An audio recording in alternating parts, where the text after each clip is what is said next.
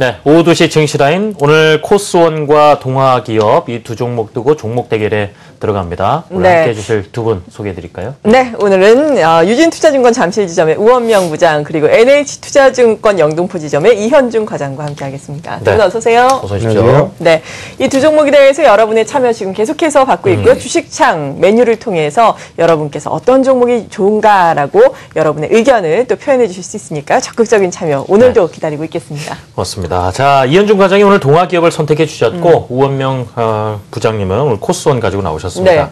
간단하게 소개해 드려봐야 되겠죠? 네, 우원명 부장님. 네, 코스원은 뭐 개인 투자분들도 많이 아시는 이제 화장품 관련된 회사라고 많이 알고 계시고요.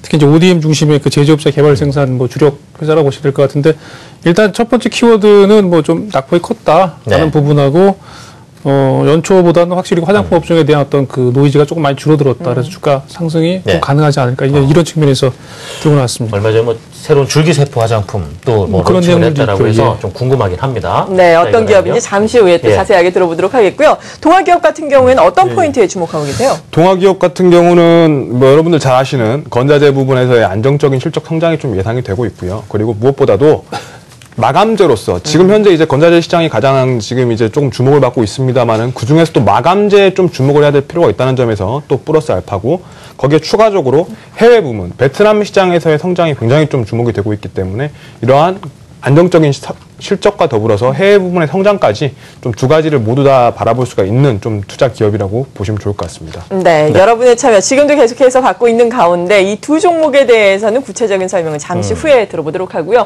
오늘의 주제가 또 어떤 게 될지 궁금하네요. 화면으로 만나보시죠.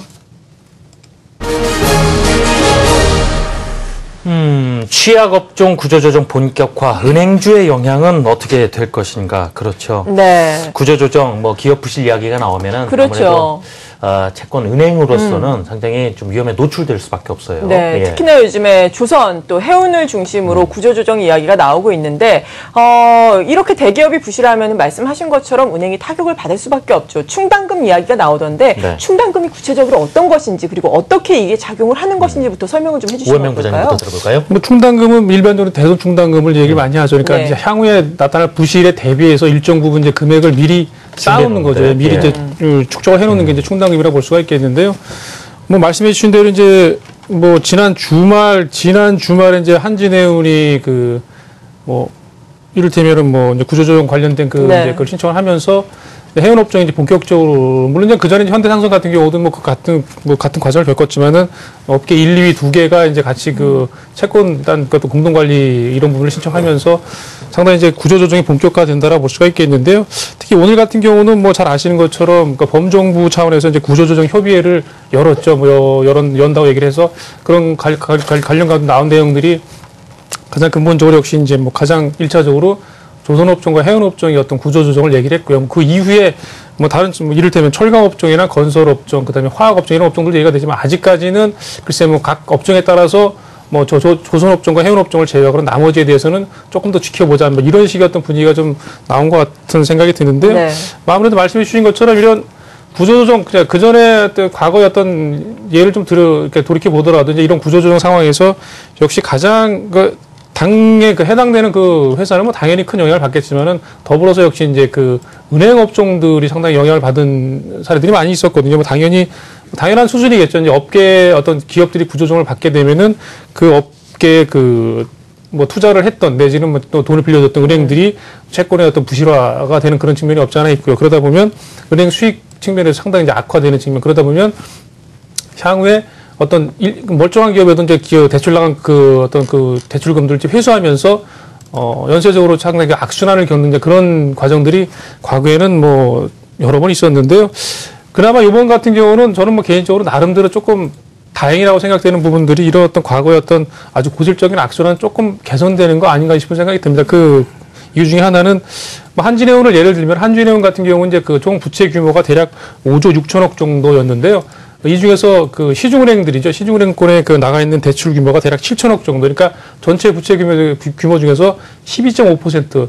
비교적 적다고 얘기를 해야 될 것 같아요. 그래서 상당히 적은 부분이라고 볼 수가 있겠고요. 현대상선 같은 경우도 역시 보시면은 전체 부채 규모가 4조 8천억 정도였는데요. 그중에서 은행권 차입이 1조 1,000억 정도. 이건 조금 비율이 많습니다. 한 20% 조금 넘는 네. 그런 수준이기 때문에 과거에 보시면은 그 대기업들이 예를 들면 구조조정을 겪을 때 아주 그 시중은행들이 아주 큰 타격을 입는 경우가 많았죠. 상당히 그 대출 규모가 컸기 때문에. 네. 그러니까 이런 측면을 좀 비교를 해본다면은 그나마 은행 업종에 대해서는 그 어떤 타격이나 이미지 내지는 뭐 이런 훼손이 조금 덜하다는 생각이 드는 측면이 없지 않아 있고요. 전체적으로 보시면은 작년도 말, 2015년도 말 전체적인 총 그 여신, 그러니까 대출 나간 금액, 기업들의 네. 대출 나간 금액의 28% 정도가 산업은행 또는 수출입은행, 이게 국제은행 중심의 어떤 그 대출 나간 금액이 대략 28% 정도인데요. 이 중에서 보시면은 은행권 중심의 고정 여신 차지하는 비중이 이 말씀드린 산업은행, 수출입은행 같은 경우 그 국제은행이 53% 비중. 그러니까 이 얘기 뭐냐면은 그 대출 나간 기업들이 뭐 있다라고 치면은 실질적으로 어떤 시중은행들보다는 오히려 그전보다는 과거보다는 다르게 산업은행이나 수출입은행 같은 어떤 국책은행들의 어떤 대출 비율이 상당히 높아졌다. 이렇게 이해하시면 될 것 같아요. 그래서 뭐 이게 뭐 장단점이 있겠지만 어쨌든 간에 그냥 일반적인 시중은행들에게는 그나마 조금 뭐 걱정거리가 좀 덜해졌다라고 말씀드릴 수 있겠고요. 네. 뭐 그런 면에서 뭐 주가 흐름도 사실 최근에 보시면 은행주들 뭐 외국인들이 상당히 공격적으로 매수하는 측면이 없지 않아 있고요. 그렇죠. 오늘 같은 경우도 뭐 조금 빠지긴 하지만 어쨌든 간에 뭐 그 낙폭 있게 크게 제한되는 모습이라 볼 수가 있겠는데요. 뭐 은행 업종들 1분기 실적을 잠깐 좀 보겠습니다. 보시면은 기왕에 실적 발표한 은행들이 우리은행과 신한은행, 뭐 네. KB금융 뭐 이런 것들이 다 실적 발표를 했는데요. 보시면은 우리은행 같은 경우는 순이익이 전년 동기 대비해서 대략 50% 이상이 증가를 했습니다. 뭐 한 4천억 이상이 났고요. 그다음에 신한금융이 역시 마찬가지로 전년 동기 대비 30% 이상 증가해서 대략 7,700억대. 뭐 KB금융 같은 경우는 조금 줄긴 했습니다만은 일회용 비용이 조금 반영된 게 뭐 그런 의미라고 볼 수가 있겠는데 어쨌든 간에 전체적으로 금융업종들의 그 은행업종들의 1분기 실적이 상당히 양호했다. 네. 그 얘기는 뭐냐면은 작년 이미 2분기부터 시작해가지고 3, 4분기에서 뭐 이번 어떤 구조조정을 미리 예단했는지 어떤지 모르지만 어쨌든 간에 상당 부분 충당금을 이미 좀 쌓아놓은 측면이 없지 않아 있고요. 네. 그리고 나서 전체적으로 그 은행들도 상당히 작년 같은 경우에 이제 직원들도 많이 줄이고 이런 구조조정, 뭐 비용 절감 노력들을 상당히 적극적으로 했거든요. 그러니까 이런 측면에서 상당히 실적 부분이 네. 괜찮았다. 그래서 뭐 이런 측면에서 은행 업종들에 대해서는 뭐 크게 그렇게 걱정하실 알겠습니다. 필요는 없지 않을까 싶습니다. 크게 네. 지금까지 흐름에 훼손을 줄 것 같지는 않다는 의견이신데 말이죠. 네, 그렇죠. 예, 이현중 과장님은 어떠세요? 좀 다르십니까? 어떠십니까? 저도 뭐 결론만 말씀드리면 네. 비슷은 합니다. 비슷은 한데 뭐 제가 조금 더 자세하게 좀 말씀을 드리자면은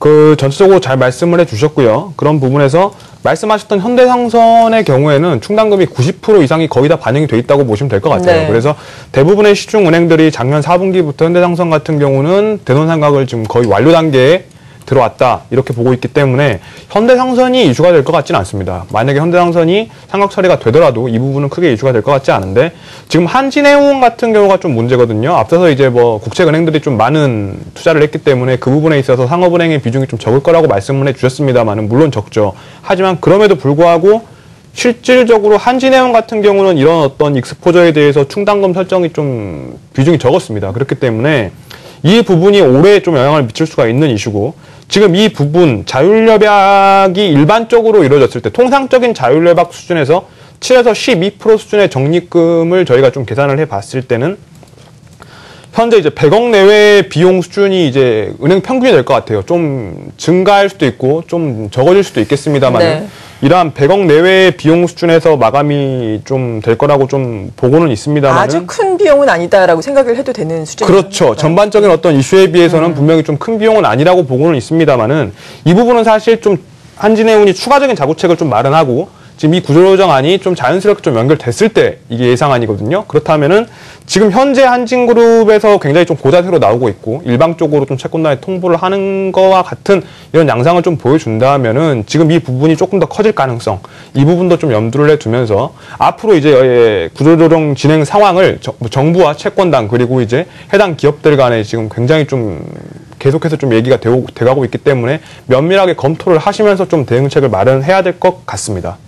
네, 네. 잘 알겠습니다.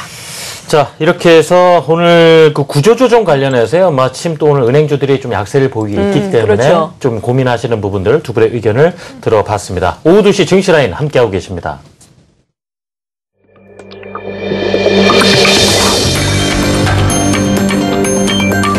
박근혜 대통령이 중앙언론사 보도국장들을 만나 이번 선거에 나타난 민의를 잘 반영해 변화와 개혁을 이끌면서 각계각층과의 협력과 소통을 잘 이루어 나갈 수 있도록 각고의 노력을 다하겠다고 말했습니다. 올해 1분기 경제 성장률이 0.4%에 그쳤습니다. 3분기 만에 최저치를 기록하면서 저성장이 장기화되는 것이 아니냐는 우려가 나오고 있습니다. 정부와 한국은행이 산업은행과 수출입은행 등 국책은행의 자본을 확충해 기업 구조조정에 필요한 재원을 마련하기로 했습니다.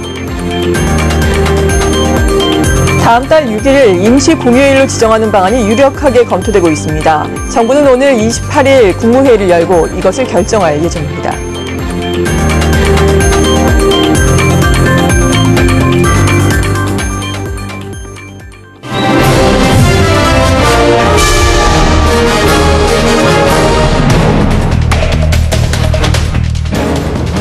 네, 종목 대결 본격적으로 시작을 해보겠습니다. 오늘의 종목 미리 말씀을 드렸죠. 코스온과 동아기업이 그것이었는데요. 요즘 화장품주들 말씀을 해주신 것처럼 잘 또 나가고 있습니다. 활개를 치고 있는 상황인데 코스온 같은 경우에는 어떤 장점을 특히 가지고 있는지 궁금하네요. 오건명 부장님. 이 코스온은 이제 앞서 제가 말씀드린 대로 일단 근본적으로 이제 ODM 중심의 화장품 대표적인 업체라고 보시면 될 것 같고요. 특히 이제 중국 쪽에서 화장품 시장에 상당히 적극적으로 참여하고 있다. 이렇게 보시면 될 것 같아요. 사실 화장품 업체들이 중국 시장 관련도가 상당히 높죠. 높으면서 가장 큰 영향을 미친다고 볼 수가 있겠는데, 구체적으로 보시면은 일단 보유하는 일단 상표 같은 경우 좀 몇 가지 말씀드려 볼게요. 닥터마이어스나 네오젠, 이니스프리 이런 상표를 보유하고 있고요. 그리고 이제 YG 엔터라는 엔터테인먼트 회사와 전략적인 제휴 관계를 맺고 같이 이제 사업을 하고 있다고 보시면 될 것 같습니다. 역시 이 부분 같은 경우는 가장 중요한 부분 중에 하나가 이제 중국 내에서 이제 아모레퍼시픽 매장이 늘어나는 거에 따라서 코스온의 영향이 이제 클 수밖에 없다고 판단이 되는데요. 네. 어쨌든 간에 정확히 이렇게 될지는 모르겠지만 어쨌든 간에 이니스프리는 60개 정도, 소라수 매장이 14개 정도 일단 아모레퍼시픽이 올해 증가를 시킬 거다라고 얘기한 부분이 있기 때문에 이 부분은 당연히 증가는 좀 되겠죠. 이런 부분이 긍정적으로 볼 수가 있겠고요.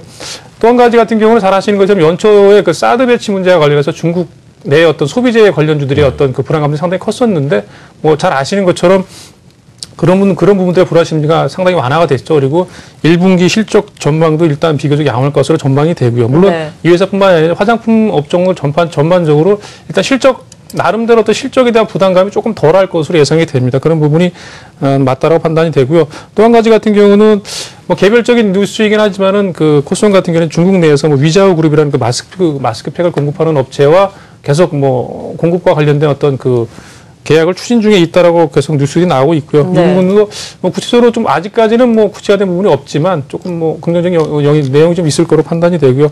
최근 들어서 보시면은 구체적인 배우 이름을 좀 말씀드리겠는데 이미연 씨를 모델로 한 이미연 화장품을 이제 홈쇼핑에서 팔겠다라는 그런 부분들이 좀 나와 있고요. 또 한 가지 같은 경우는 역시 줄기세포 배양액을 함유시킨 화장품에 관련된 어떤 내용들이 좀 나와 있는데요. 이 부분 같은 경우는 조금 사실 줄기세포라는 게 잘 아시고 줄기세포가 들어가는 게 아니라 줄기세포 배양액이 들어가는 거거든요. 그래서 이런 부분들은 관심들은 워낙 많으신데 어떤 안전성이나 이런 부분들은 충분히 조금 더 확인해야 될 부분이 있다고 판단이 됩니다. 어쨌든 간에 이런 말씀드린 내용들로 인해서 어떤 화장품 업종 관련 종목들의 어떤 주가 흐름은 조금 양호할 것으로 판단이 되고요. 더군다나 코스온 같은 경우는 작년에 4만 원대 중반까지 갔던 주가가 지금 2만 원 초반에 와 있거든요. 그러니까 한 절반 정도 수준이라고 보시면 될 것 같고요. 물론 올해 연간 실적 대비해서도 여전히 PR은 높습니다. 화장품 관련주들이 워낙 고PR, 고퍼주들이기 때문에 성장성을 담보한 이런 주가 흐름이 있긴 합니다만 어쨌든 간에 전체적으로 고점 대비해서 낙폭과대라는 측면도 있고 최근들의 흐름이 비교적 화장품주들에게는 긍정적이다. 그래서 이런 부분이 조금 연장될 가능성이 있기 때문에 지금 가격대는 조금 긍정적으로 보실 수 있는 가격대다. 충분히 이렇게 말씀을 드려보겠습니다. 네, 많이 거품이 빠진 가격대다라고 볼 수가 있을 것 같은데 코스온에 대해서 어떤 점이 또 궁금하세요? 일단은 저 개인적으로 봤을 때는 좀 시가총액이 좀 아직까지도 크지 않느냐. 그러니까 코스온이 올라올 때 이게 굉장히 너무 많이 좀 올라왔었거든요. 가파르게, 그러니까 사실 지금 객관적인 실적을 여러분들이 좀 보면서 좀 비교를 해보시면 실적이 그다지 좋진 않아요, 사실. 그렇죠. 이제 그 부분이 이제 올해 실적 개선도까지가 좀 선반영이 미리 됐고요. 올해 실적 개선 지금 컨센서스가 영업이익으로 이제 108억 정도, 그리고 이제 매출액 같은 경우는 300억 정도 됐고 50% 성장하고 영업이익 같은 경우는 60% 정도 성장하는 걸로 나와 있는데 이렇게 성장을 한다고 해도요. 지금 시가총액 같은 경우는 전체적인 어떤 기업 가치에 비해서는 약간 좀 과대하게 좀 높이 잡혀 있는 게 아닌가라는 네. 좀 생각이 듭니다. 그 1분기 실적 괜찮을 것이다 말씀을 주셨는데 네. 좀 더 확신이 필요하신 모양인데요. 예. 그래서 이제 제가 이제 그 부분을 사실 이제 질문을 하실 거라고 생각했어요. 왜냐하면 지금 예. 시가총액이 이제 코스원이 오늘 보면 3,600억 정도 중반 정도 하고 있는데 역시 말씀해주신 대로 시가총액이 적지 않습니다. 그렇죠. 그러니까 매출액 대비해서 영업이익이 예를 들면은 뭐 잘 나오면 110억 정도 예상을 한다고 치더라도 뭐 오롯이 PER 뭐 20배를 주더라도 막 2천억 정도밖에 안 돼야 되는데 그런 뭐 부분이 없잖아요. 제가 말씀드린 그대로 화장품 관련주들이 굉장히 고퍼주들이에요. 그러니까 성장성 관련된 부분들이 뭐 계속해서 말씀드린 대로 그런 부분이 없잖아요. 있는데 그럼에도 불구하고 말씀드리는 부분은 어떤 재료로서의 여러 가지 예를 들면 제가 말씀드렸던 중국 내 위자그룹의 마스크팩 공급이나 네. 아니면 뭐 여러 가지 이미연 씨를 모델로 화장품 그다음에 뭐 주기세포 배양에 포함된 화장품 이런 부분들이 계속해서 주가에 조금 긍정적으로 미칠 가능성이 좀 크다라고 판단이 되고요. 네. 역시 이제 물론 이제 그런 실적적인 측면이 가장 기본적인 베이스이긴 하지만은 가격 논리로 봤을 때 역시 뭐 조금 작년에 워낙 좀 과하게 오른 측면이 없잖아요. 있었지만 어쨌든 간에 지금 가격은 그 가격 대비해서 뭐 절반 정도 수준이다라는 측면에서 조금 더 여지가 있다 이렇게 저는 판단하고 있습니다. 올해 또 기대 요소가 많다라는 점을 좀 말씀을 또 주신 것 같고요. 알겠습니다. 네. 자, 코스원 여기까지 들어보고요. 이번엔 이현준 과장에게 넘어가죠. 동아기업. 예.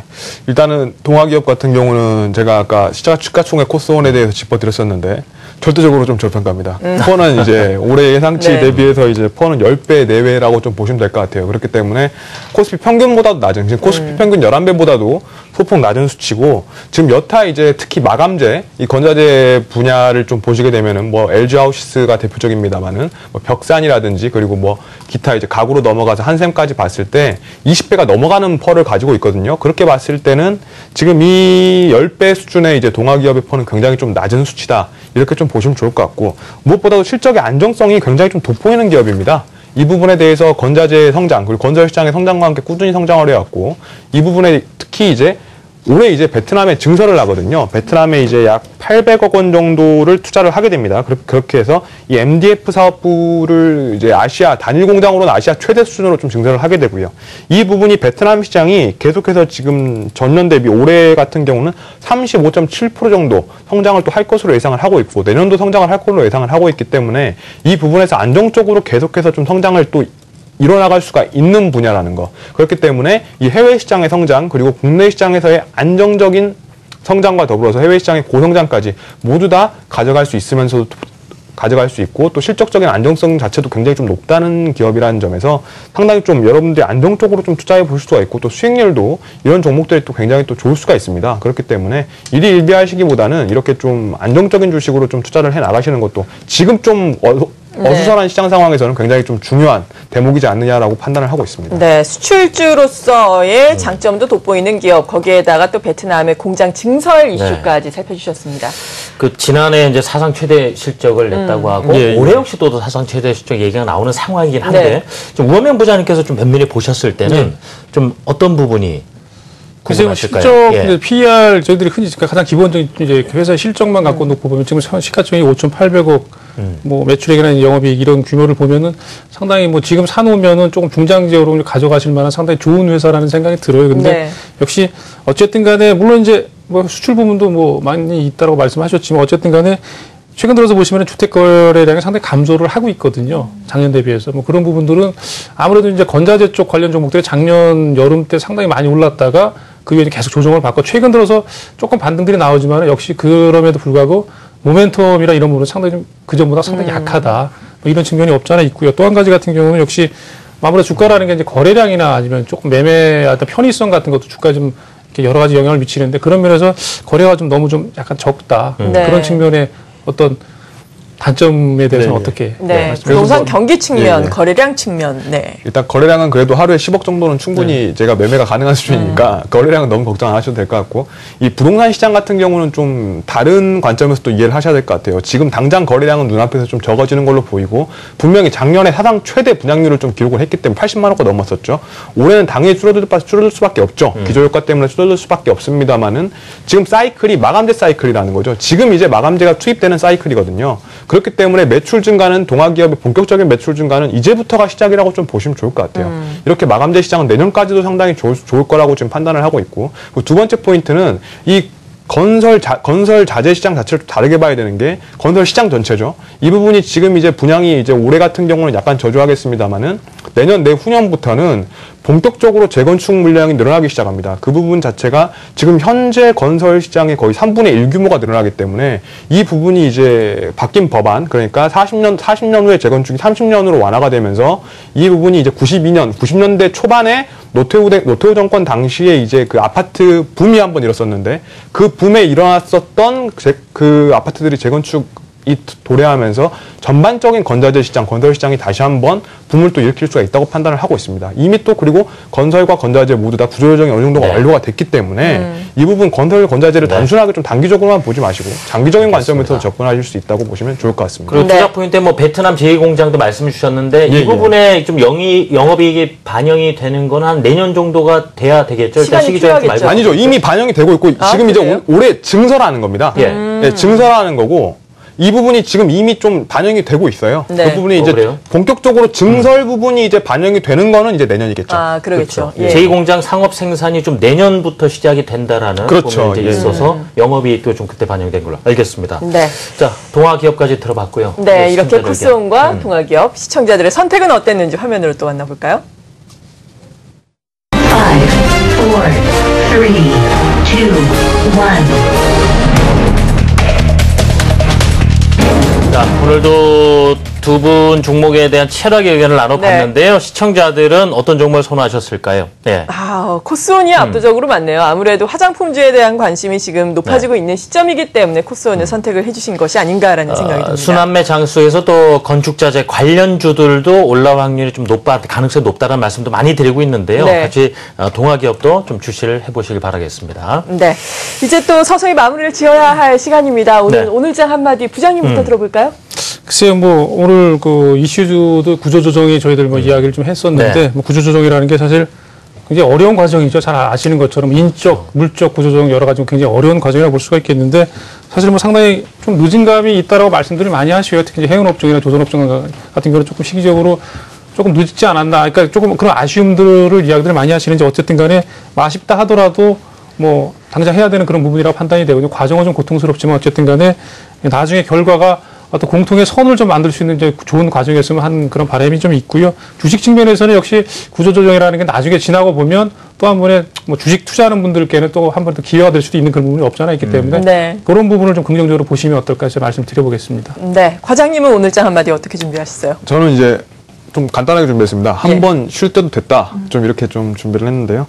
지금 안정적으로 지금 뭐 코스피라든지 코스닥 지수가 꾸준히 좀 상승을 해왔고 전 세계 증시도 마찬가지로 굉장히 좀 안정적인 흐름을 계속해서 좀 보여왔는데요.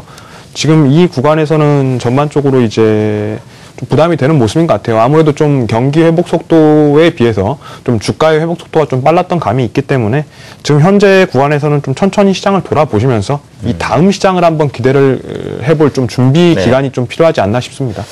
좀 수익이라 좀 내놓고 좀 쉬고 싶다 이런 분들도 있을 텐데 지금 말씀은 시장이 전반적으로 한번 좀 뭔가 쉬어가는 그런 분위기가 형성될 때 됐다. 이런 말씀으로 받아들이시면 되겠습니다. 다음 시장은 좀 상승 탄력이 확 커졌으면 좋겠네요. 자, 두 분 보내드리죠. 유진투자증권 잠실 지점의 우원명 부장 그리고 NH투자증권 영등포 지점의 이현중 과장 두 분이었습니다. 네, 수고하셨습니다. 감사합니다.